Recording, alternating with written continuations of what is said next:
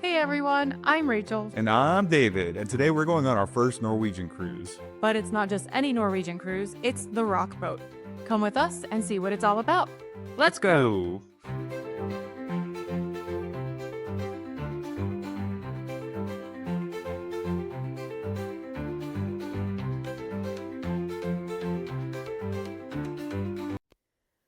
The Rock Boat is an annual floating music festival aboard a cruise ship.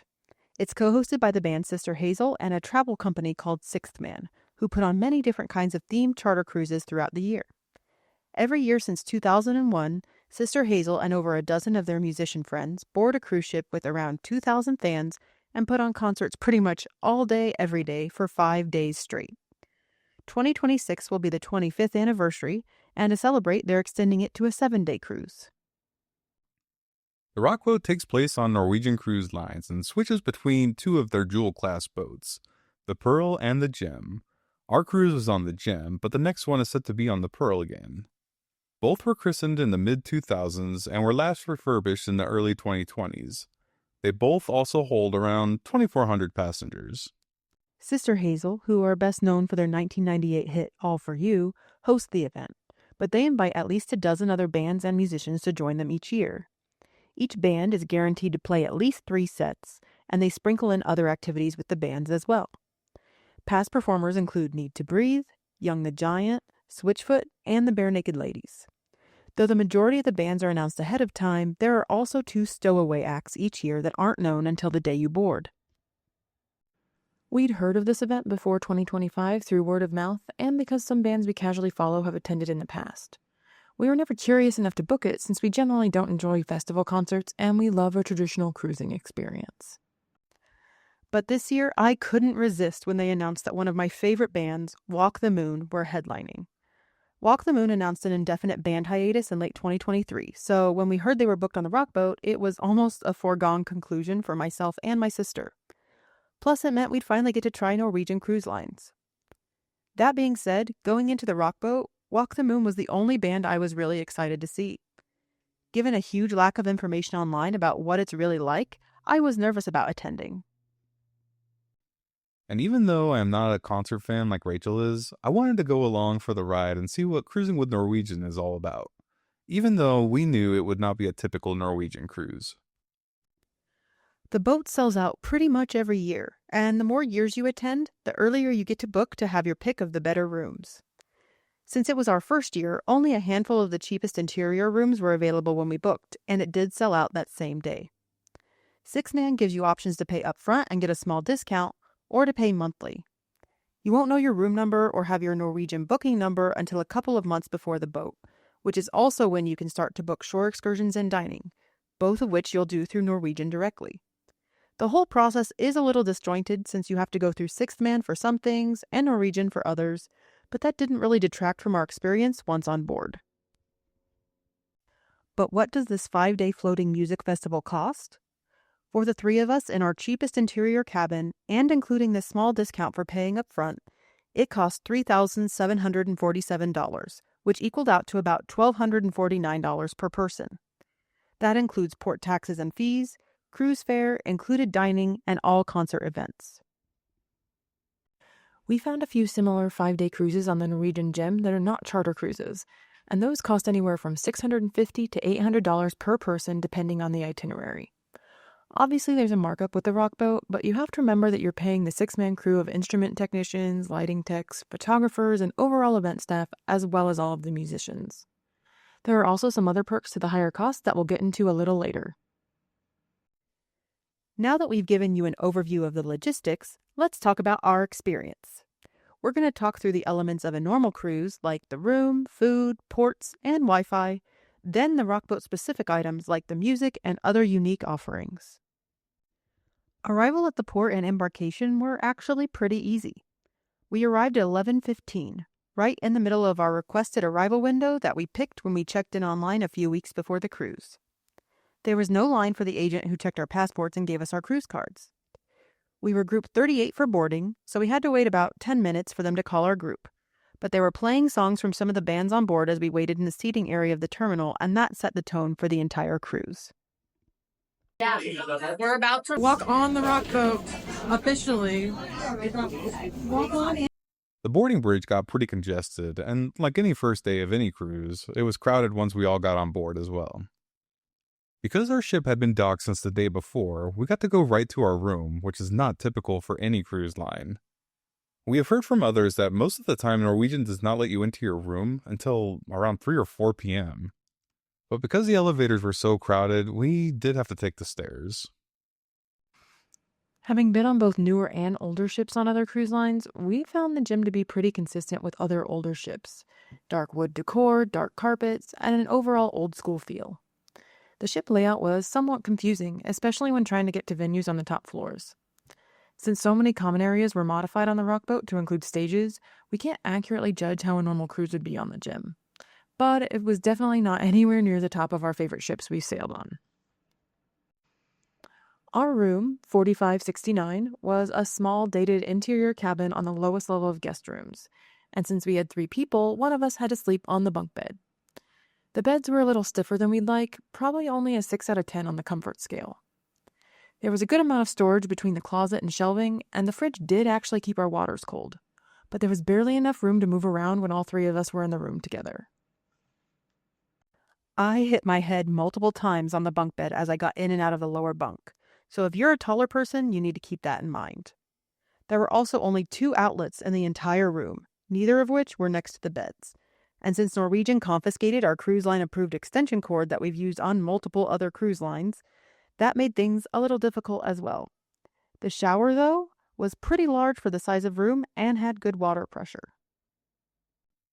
Our room never actually got cold, even though we had the thermometer all the way down.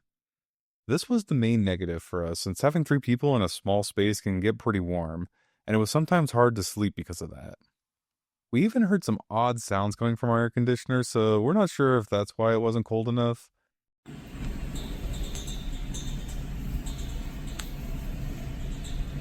It's also worth noting that the TV was tiny and only had a few channels. Unlike other cruise lines we've been on, there are no free on-demand channels or even movies. If you want, you can rent a movie for $9.99, but the room was really just a place to lay our heads between concerts and activities, so we tried to make the best of it.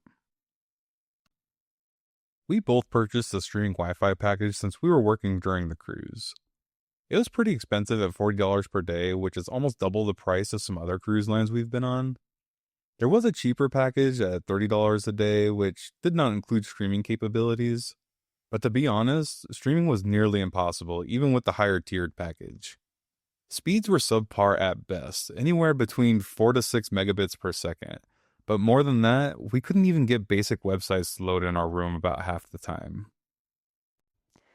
Common areas seemed to work a little bit better, but I couldn't use my video on conference calls at all without lagging so bad that no one could understand me. And since there was a stage in almost every common space, working there wasn't really an option given the amount of music happening around the ship every day. I wouldn't recommend springing for the higher tiered Wi-Fi on this ship, or even Wi-Fi at all if you can get away with it. The speed is definitely not worth the cost. Now let's talk about the food. Pro tip, go to the main dining room for lunch on Embarkation Day. The buffet is always insanely busy, but the main dining room is not. Plus, since there aren't any concerts until later in the afternoon, it's the perfect time to go and have the most relaxing meal you'll probably have all cruise. Keep in mind that the service in the main dining room is pretty slow, so I would not recommend it if you were in a rush. The food on the Rockboat is honestly not that great. I will say, though, that it wasn't as bad as I thought it would be. Before the cruise, I'd heard people say the food was inedible, which I don't agree with. Was it up to the caliber of food I expect for what we're paying? No. Was it as good as what we've had on other cruise lines like Princess or Carnival? No. But no one in my party ever went hungry or felt like we were going to get sick from eating something. The only included restaurants were the buffets, main dining room, and Oceans, an Irish pub that's open nearly 24 hours. They have a breakfast menu and another for lunch, dinner, and late-night snacks. But be aware, there's a stage in the Oceans area, so it gets super loud during soundcheck and shows, which happen around 70% of every day. The buffet had classic items like cafeteria-style pizza, pasta, and burgers, along with other options that change daily. They also have soft serve available 24/7 and limited buffet options available until the early morning hours. There is a Starbucks on board, which does accept Starbucks gift cards and payment via the app, or you can charge to your room. But overall, the timing of food was confusing. Sixman published a schedule pre-cruise of when each food venue would be open, yet we went to certain places when they were supposed to be closed to find that they were open. Obviously, we're not upset that they were open more than we were promised, but it was overall a little strange, and we never knew what to expect when walking through the buffet area. Sixman contracted the paid restaurants on board to reduce their pricing for our cruise. Given that, we decided to try the steakhouse Cagney's at $30 a person instead of their typical $60 surcharge, plus a 20% service fee per person. The food was not as good as the steakhouses we've had on other cruise lines. It was all fairly bland and nothing too exciting. That being said, the steaks were all cooked correctly, and it was probably the best meal any of us had the entire cruise. From what we heard from fellow cruisers, that was a fairly universal experience on board.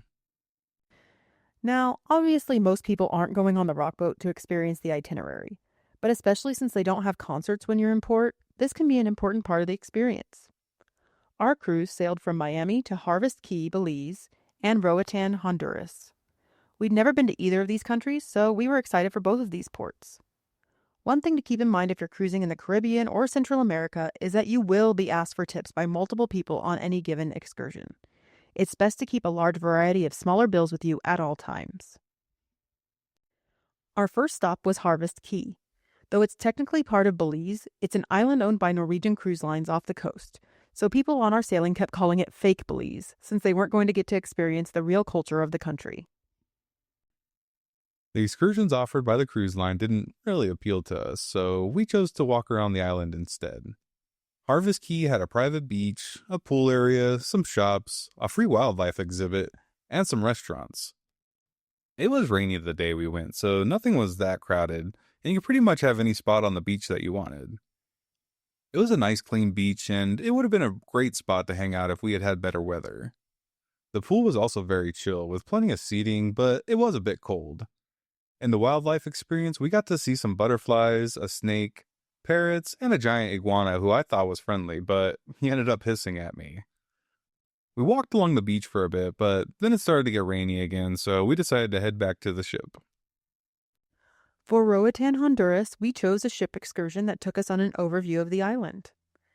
We were supposed to be back by 1:30 p.m., which was perfect given that our favorite band was playing their final show at 3. But the congestion getting out of the port to start our excursion was horrible.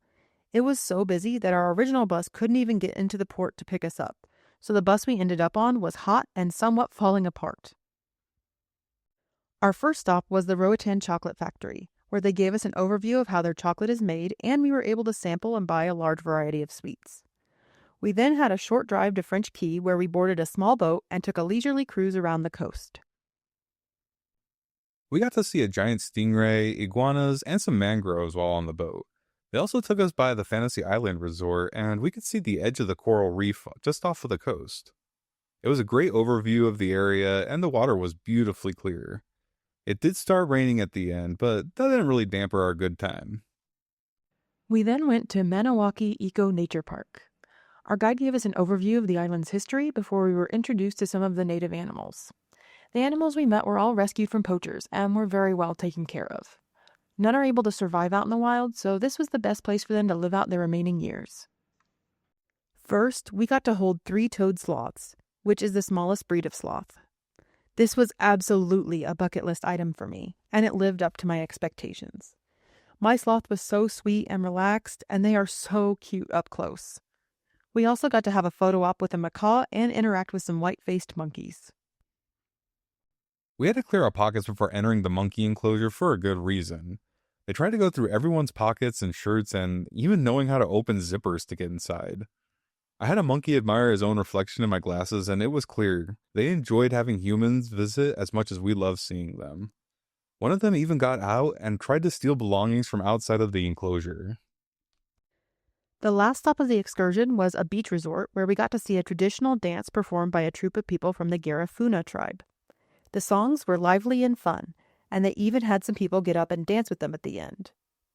Our excursion included some beach time after, but since we wanted to get back to the port for the show at 3, we opted to return to the ship early. Overall, this excursion was a great way to see the island with limited time. So now that we've covered the normal cruise topics, we'll jump into the things that make the rockboat special, starting with the entertainment on board. Firstly, it's worth noting that there are no typical cruise activities on the rockboat. Even if the Norwegian app says they're happening, you won't have trivia, game shows, or other activities.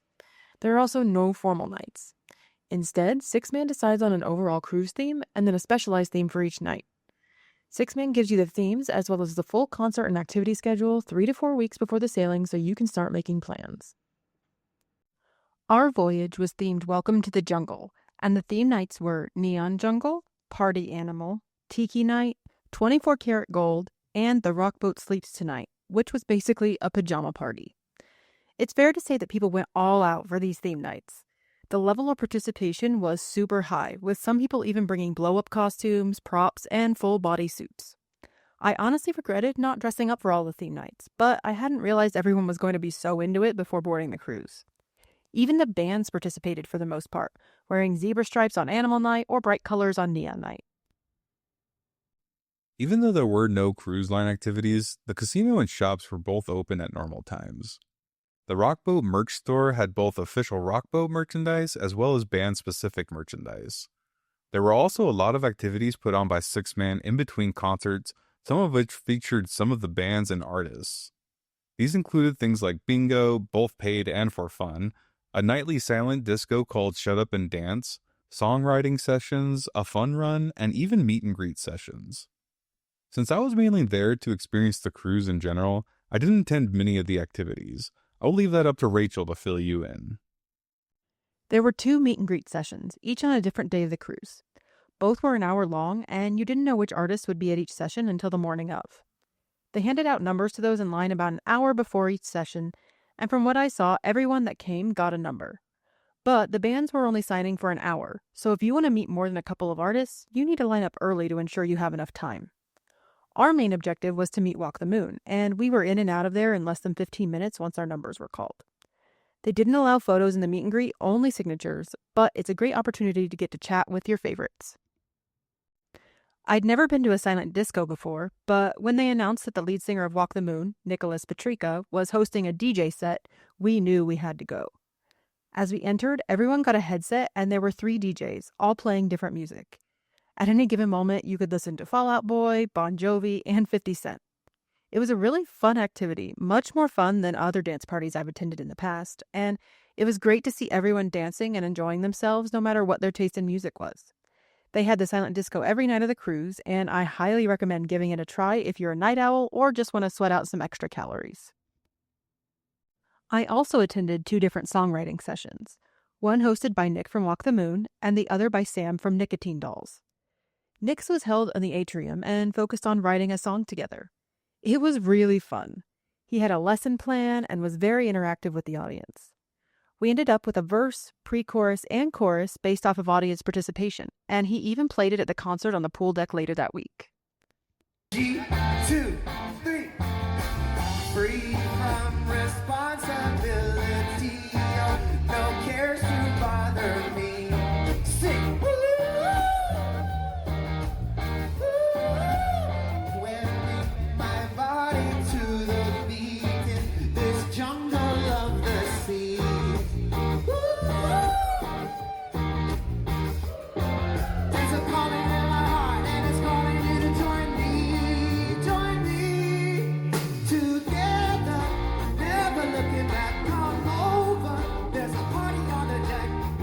Your booty on the rock boat, living loud on the rock boat, together, never looking back. Come over, a party on the deck. Shake your booty on the rock boat.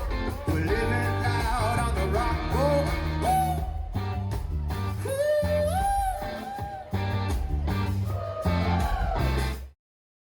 The session with Sam from Nicotine Dolls was more of a forum for people to ask questions, and he told us a bit about writing some of his own songs.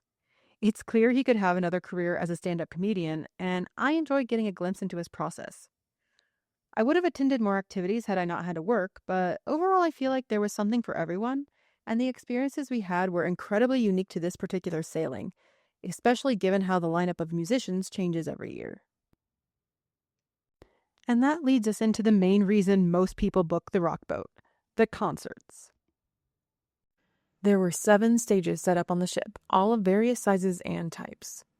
The largest were the main pool deck, which allows for people to watch from 3 different levels as well as from the hot tub if they wanted, and the Stardust Theater, which is a traditional cruise ship theater with a rounded stage. Others included small stages in some of the lounges, around the ship, and the atrium, as well as the inside of the sports court on the top deck. The first big show on Embarkation Day is always hosted by Sister Hazel on the pool deck stage during the sail away. They keep that area roped off until about 2 hours before the concert starts. Right before the show, Sister Hazel hands out a free margarita shot. It's the only free alcohol the entire cruise, and takes a group photo. My sister and I had heard that sometimes they bring out some of the other artists on board, so we waited for about a half hour on one of the higher decks with a bird's eye view of the stage just in case. The Sister Hazel show was fun. They did, in fact, have a few artists on stage, including Sasquatch and Walk the Moon, as well as a parade of rock boaters that have attended 10 times, walking across the stage in their 10-year robes. It was a really neat experience to watch a concert as we sailed out of the port of Miami, and I'd highly suggest being up on one of the upper decks so you can get the full effect. After that first concert, all of the venues stayed open at all times throughout the cruise, except for the Stardust Theater, which meant that there was a constant flow of people everywhere on the ship. That made it fairly easy to get a great spot for any show you wanted. For shows in the Stardust, doors would typically open about a half hour before showtime. We got to be at the front barricade for Walk the Moon for all 3 of their shows, and waited no more than an hour and a half at the longest. That's most definitely the shortest wait I've ever had for the front row of any concert. We showed up to the Nicotine Dolls 2 songs into their set on the pool deck and ended up in the 3rd row. But we also showed up a half hour early for Wellesley Arms in one of the smaller lounges, and we were in the 5th row, so the crowd level really just depended on the venue and the size. I mainly attended shows up on the pool deck and Stardust Theater. The theater is mostly seated with a small standing area in front of the stage, and the pool deck had some chairs on every level, which made it nice for a casual viewer. The sound was also decent no matter which venue you were in. I never had a problem hearing except for maybe once or twice when I stood behind the stage, but that's to be expected. Like we said before, each artist or band plays 3 sets.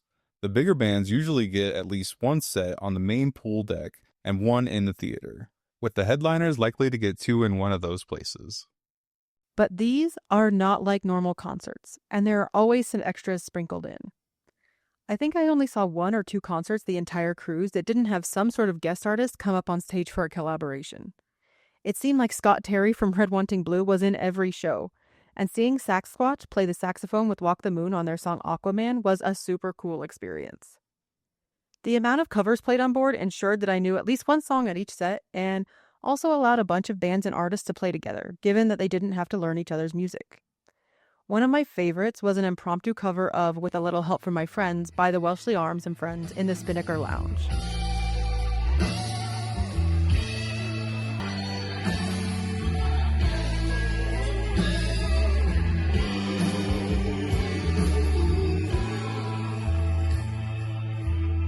The Party Animal collaboration set was basically a talent show of bands who each played a different song that involved an animal, like Freebird or The Lion Sleeps Tonight. And Sister Hazel did a full Police cover show with a few special guests. I suppose that a ton of collaboration and covers could be viewed as a good or a bad thing depending on your expectations of seeing your favorite artist live. But for me, it felt incredibly special. Every show felt so unique, like something that will never happen again, and I loved every second of it. It's also extremely special because a lot of the bands are friends or fans of each other, which means you'll get to see them dancing along at each other's sets or sitting together at a buffet table chatting. It's really surreal to be getting some soft serve and notice that one of your favorite musicians is standing behind you. Giving them a smile and a hello before letting them enjoy their ice cream in peace is a lot of fun and something you only get to do on the Rock Boat. One of my other favorite concerts that seemed extra special was the Songwriters in the Round. Scott Terry from Red Wanting Blue invited several other musicians up on stage, and they took turns telling stories about and playing some of the songs they'd written. It was in the theater, but somehow felt very intimate, and it was really cool to see such a diverse group of musicians share what they had in common. It also meant that I got to see Nick from Walk the Moon play 2 unreleased songs, which was an extra special treat. One negative was that sometimes, particularly in the smaller venues, there were people loudly carrying on full conversations. This was particularly evident in the Magnum's Cavern and Spinnaker Lounge shows, and it did take away from the experience during some quieter moments. At one point, we even witnessed a musician from a different band shushing patrons during the Welshly Arm set just so we could hear them speaking on stage. While this didn't happen at every set, it's something to keep in mind if you're attending the smaller, more intimate shows. There were 3 to 4 concerts plus activities going on at any given time during the daytime hours, and it was an amazing opportunity to discover new artists just by wandering around the ship. That did make it really hard to find a quiet spot on the ship, so if you're adverse to really loud, tight spaces, this cruise might not be for you. The collection of artists they had varied so widely in style that there was always something unique to see. And even though I was skeptical going into it, any and all of my personal expectations of the concert part of the cruise were completely blown out of the water. I can confidently say that getting to see Walk the Moon's last shows before their hiatus on a cruise ship was a once-in-a-lifetime experience that I will cherish forever. The sets were different each time, and seeing them play their last shows before hiatus from the front row was a cathartic, emotional experience. I was grateful to get to share it with my sister, who I've always shared my love of Walk the Moon with. I was even able to snag a set list at their second-to-last show directly from Eli the guitarist, and I got to tell them exactly how much their music means to me. This entire experience was incredibly special, and my appreciation for one of my favorite bands somehow grew even more. The amount of access you get to the shows and artists themselves is unparalleled. The amount of positive energy exuding from every artist and all of the fellow rock boaters on board made each show a great time. Beautiful humans, I'm so glad to be out in the ocean with you right now. Let's go! Every concert, even in the biggest venue, felt so intimate and monumentous. If you want rare concert experiences, the Rock Boat is definitely the place to have them.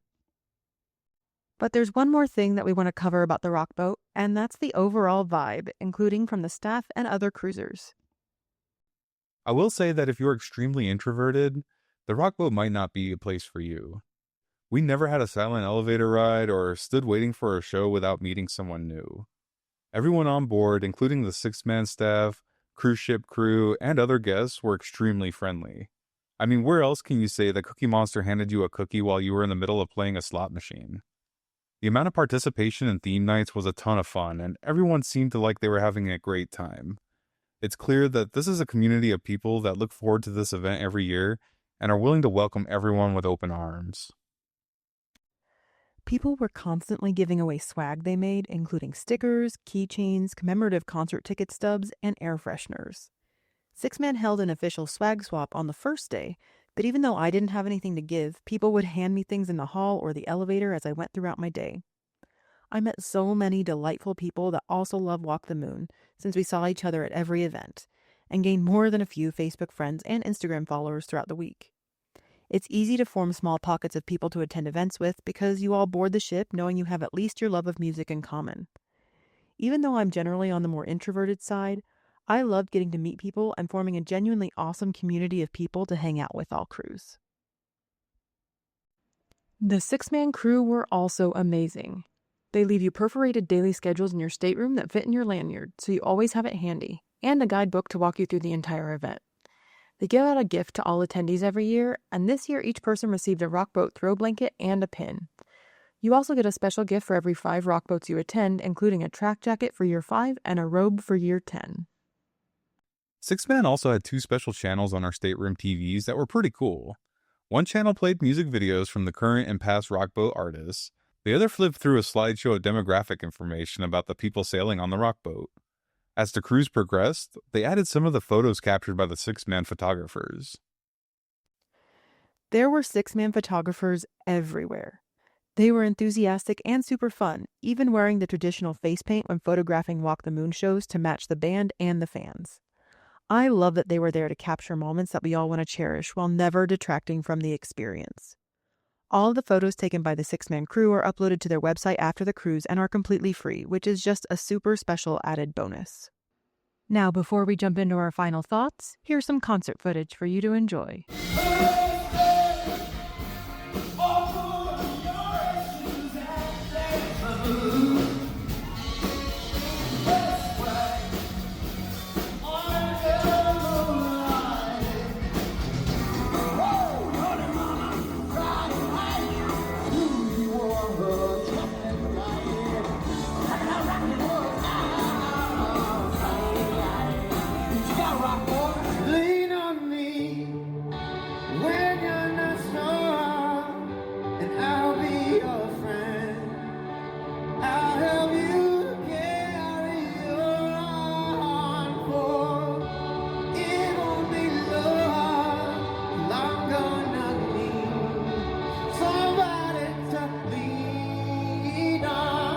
So for wrong, you left me nowhere to hide.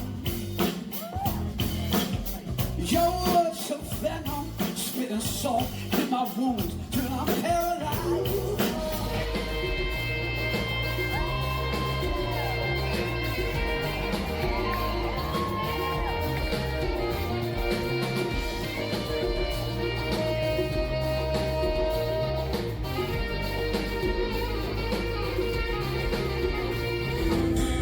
Simply the best,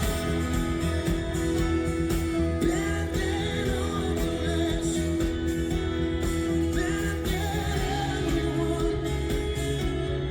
anyone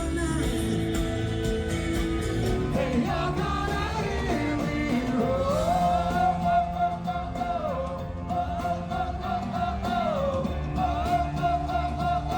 You're gonna hear me roar.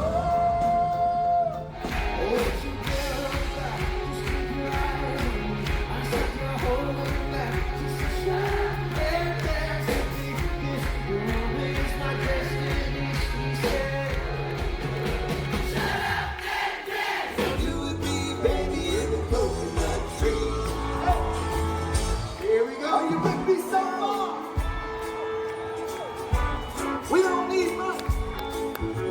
I wish that I knew what I know now. When I was younger, I wish that I knew what I know now. When I was stronger, I wish that I knew what I know now. When I was younger, I wish that I knew what I know now. When I was younger, I wish. Hey everybody, thank you for joining us for our first rock boat. We wanted to take some time to give you our final thoughts before we disembark tomorrow. As a concert lover, I was really skeptical of this coming in because I don't really like festivals. Crowds tend to be a little less respectful than at like a concert you paid to go see a certain artist at. So I was really kind of worried, especially because there's an unlimited drink package, that there might be, a lot of people just talking during sets or not being respectful of other bands that they weren't really there to see.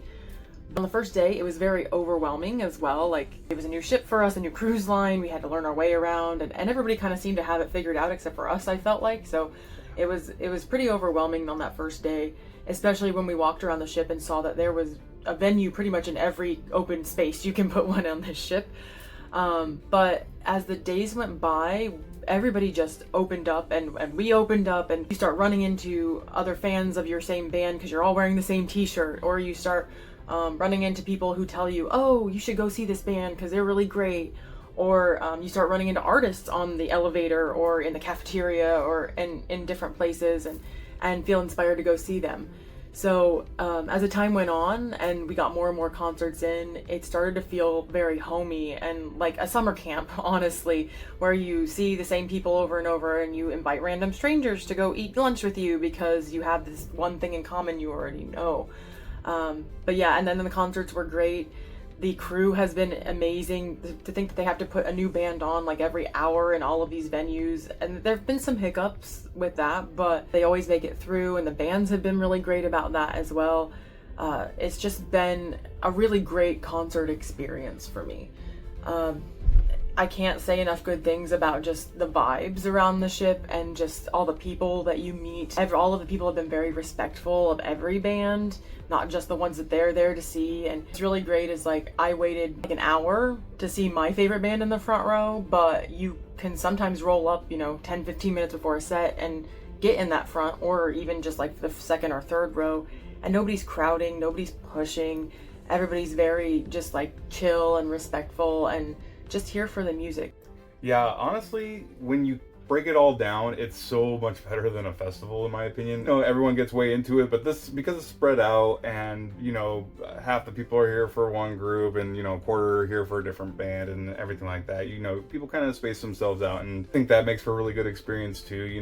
Because like Rachel said, you can show up 15 minutes and get an amazing spot, or you can just chill out on the top deck and have a good spot looking down at the stage. That's kind of what I did. I just kind of meandered about and took some pictures and some video and said hi to some people, and I was just hanging out and everything, and the sound sounded awesome. Like, you get this nice little reverb, you know, well, it depends on the venue, because everywhere you walk on the ship, there's a stage set up, so it's actually really, really cool. And the biggest surprise for me, like Rachel kind of mentioned, is that the people are so loving and caring, and they just love music and each other. And, you know, it's easy to see how people could come 22 times. There's people on board that have been here that long. So this is like their vacation. This is what they look forward to. This is how they see their friends, you know, once a year, like summer camp, you get to see your buddies and listen to some great music, enjoy some drinks and some food, and, you know, have a really good time. So outside of those things, the ship is a little old for me. It shows its age, definitely, in my opinion. Yes. And I think if you're really looking for a traditional cruise experience that also happens to have some concerts, you're not really getting that with this. I think this is a totally unique experience. I would love to see something like this. Now next year it is a 7-day cruise. I wish it was a little longer too. So that being said, obviously we didn't dislike it. So I wish it was a little bit longer, and I wish it was on a little bit of a newer ship. So that's really my only 2 complaints. And I think that the way they've managed the staff is actually incredible, because there's so much for them to do. And you kind of lose some of the things you look forward to on cruises. You're not going to have like trivia. If you're looking for those things, you know, this probably isn't the experience you're looking for, but I can't recommend it enough if, you know, you're kind of debating on whether doing it or not based on, you know, your favorite person's coming, right? And you've never been on a cruise before, maybe. I really think you just need to kind of go for it. And even though it takes a little bit more effort to get set up and figure all that stuff out, I think it's really worth it. So again, the people have been incredible. It's so beautiful watching these people interact. And, you know, if you're an introvert, they're going to find ways to make you feel welcomed. Yes, 100%. Like the amount of people that just talk to you randomly Yes. because they see that your lanyard says that it's your first year on the rock boat. It's so funny. Like it's cute and it's funny, and the artists, they'll get on the elevator and they'll start talking to you, and it's just like, it's not how I imagined it would be at all, because I have gone to like specific events for a certain band or a certain group of bands, and never felt like a community like it has on this. It's a community. Yeah. Again, like we mentioned, it's just totally different from a regular cruise experience. So if you're okay with that, or you've never been on a cruise before and you just like concerts, just do it. I think it's worth doing. I think if you know, this is like your last chance to see a band, like, you know, Walk the Moon's future is kind of uncertain. You've got to make that leap and go see your people, right? So the fans made this possible. The fans made it a totally unique and beautiful experience. But really, a huge thank you to all the artists and everything, because without them, we don't have this. And the way they've opened up to the people, you can hear it in their voices when they're on stage and they're talking to people that they love this, and all that energy is there. And it makes for an amazing show, and I really can't recommend that part enough. So take the leap and give it a shot if this like even remotely appeals to you. Yes, bottom line, if you love somebody that's going to be on the rock boat, go. Yeah. At least the first time, and you will probably get roped into doing more, because the only reason we're not booked on the next one is because they actually put it on sale early, since it's the 25th anniversary. Yeah. But I could definitely see us doing this again if another band that I really love is here. We would come back. So yeah, it's been a really lovely experience, and I'm really pleased to say that, because I was kind of, you know, skeptical coming into it. We were very skeptical, and I think the people really made it for Yes. me. And so if you're here for music, they give you plenty of that, because literally every venue has an awesome stage set up, and they got their own sound guys and people running around switching instruments and everything like that. It's just a cool experience. So well, and I'll also say they do really cool collaboration sets. That's something you can only get here. Like, we watched several collaboration sets where different band came out and did every song, and it was like an hour and a half of a different band coming out and just cycling through. Or you even have what I watched today, which was Songwriters in the Round, and there was a person from 5 different bands sitting on stage together, sharing their songs and stories, and then they played a song together at the end. Like, these are special things that only happen here, and that helps build that sense of community. And you can tell these artists really love what they do. You can tell they love the other bands that they're with. You can also tell that these bands are excited to be here themselves, just like it's an honor to be invited. And I found a new band that I really like. So whether you're a fan of a band that is already on the boat or not, you will find new people that you really enjoy as well, because there's such a variety. yeah, it's true. That totally makes sense. You don't get that just booking a concert at your local venues. You just don't get things like that. So Rockboat, as a concept, ridiculously incredible. Like it's genius, right? Giving people the opportunity to be this close to the bands that they love and, you know, meet new people and everything like that. You can't beat that. So genuinely genius. I love that. And, you know, I look forward to seeing where it goes, because I think that the potential for this organization as a whole is actually awesome. And I know they do a bunch of other themed cruises and stuff, but particularly I think music brings people together, and you can feel it in the room when these artists are loving it. And it's there for this, and this is an event like no other. Thank you so much, friends, for joining us. If you have ever been on the rock boat, or you're kind of thinking about going on a rock boat, just let us know in the comments. Yeah, we want to know what questions you might have, and maybe we'll have an answer or we'll help you find one. If you like this video and want to see more travel content from us, please like the video on YouTube and subscribe to our channel. But until next time, I'm Rachel. And I'm David. And we hope this video helped you find the right direction for your next adventure. Bye!